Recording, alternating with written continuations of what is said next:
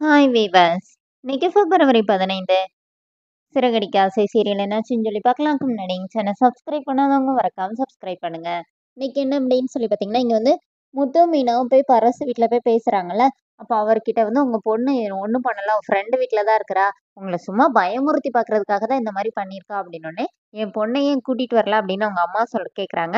உங்களோட முடிவு என்னன்னு சொல்லுங்க, அதுக்கப்புறமா அவளே வந்துருவா அப்படின்னு சொல்லும்போது இப்போ அவங்க அம்மா என்ன சொல்றாங்கன்னா, இந்த மாரி சொந்தக்காரங்கலாம் என்ன பேசுவாங்க அப்படின்னோனே, இப்போ உங்களுக்கு பிரச்சனை உங்க பொண்ணு இல்ல, அவங்க சொந்தக்காரங்க என்ன சொல்லுவாங்கன்னு நினைக்கிறீங்க?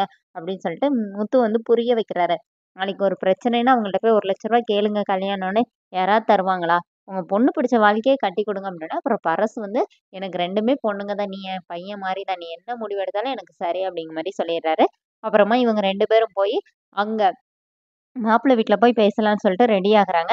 இங்க என்ன ஆகுது அப்படின்னு சொல்லி பார்த்தீங்கன்னா, அ மணி இருக்கிறார்ல, ரோஹிணியோட மாமாவா நடிப்பார்ல, அவரும் இன்னொருத்தவங்களும் வந்து இங்க பொண்ணு வீட்ல பேச வராங்க.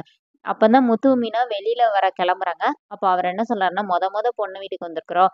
கை வீசிட்டா வராது. வா பக்கத்துல போய் ஸ்வீட் வாங்கிட்டு வரலாம்னு சொல்லிட்டு அவங்க ஆட்டோல கிளம்பிடுறாங்க. அதுக்கப்புறம் முத்து, மீனா நேரா போய் மாப்பிள்ளை வீட்ல போய் பேச போறாங்க. அவங்க வீட்ல சம்மதிக்க மாட்டேங்கிறாங்க. அவங்க அம்மா ஓகே சொல்றாங்க. அப்பா சம்மதிக்க மாட்டேங்கிறாரு.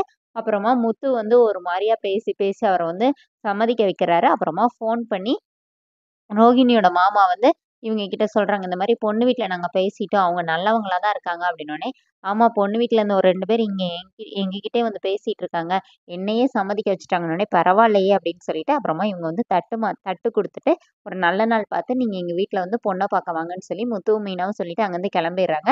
இங்க ஷோரூம்ல என்ன ஆகுதுன்னா, ம மனோஜ், ரோகிணி பேசிட்டு இருக்கும்போது ஒருத்தர் வந்து டாட்டூ குத்துறதுக்காக வர்றாரு. அப்போ வந்து மனோஜ் வந்து "நீ இல்ல இங்க யாரும் குத்த வேணாம் கிளம்புங்க" அப்படின்னு சொல்லும்போது, அப்போ உடனே ரோகிணி சொல்றாங்க, "இல்ல, இல்ல நான் போட்டே தீருவேன். எனக்கு முன்னாடி இருந்தே ஒரு ஆசை. ஊர்ல இருக்கும்போதே போட முடியலன்னு" சொல்லிட்டு அவங்க போய் மனோஜோட பேர எழுதுறாங்க. எழுதிட்டு மனோஜ் கிட்ட காட்டும்போது, மனோஜ் அப்படியே ரொம்ப எமோஷனல் ஆகுறாரு. "என் பேரே எழுதுனா உனக்கு என் மேல அவ்வளோ பாசமா?" அப்படிங்கிற மாரி சொல்றாரு.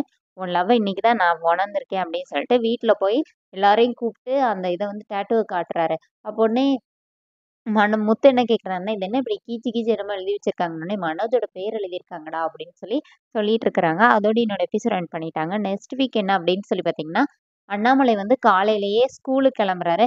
"என்ன மாமா என்ன அங்கிள் நீங்க வந்து வெட்னஸ்டே தானே போகுவீங்க, இப்பவே கிளம்பிட்டீங்க" அப்படின்னு ரோகிணி கேட்கும்போது, "இல்லம்மா இன்னைக்கு பேரண்ட்ஸ் மீட்டிங்கா, அதனால வர சொல்லியிருக்காங்க" அப்படின்னு சொல்லிட்டு அண்ணாமலை போயிடுறாரு. ரோஹிணி என்ன செய்யன்னே தெரியாம யோசிச்சுட்டு இருக்கிறாங்க. இங்க முத்துவும், மீனாவும் "வர்றியா நம்மளும் போலாம். கிறிஷு வருவான். எப்படியும் அவங்க பாட்டி வருவாங்கல்ல, நம்ம போய் கிருஷ்ணனாச்சும் பார்த்துட்டு வரலாம்னு" சொல்லிட்டு இவங்க ஒரு பக்கம் கிளம்புறாங்க. ரோஹிணி வந்து அப்படியே டென்ஷனா இருக்கிறாங்க. அதோட என்னோட எபிசோட் ரன் பண்ணியிருக்காங்க. தேங்க்யூ.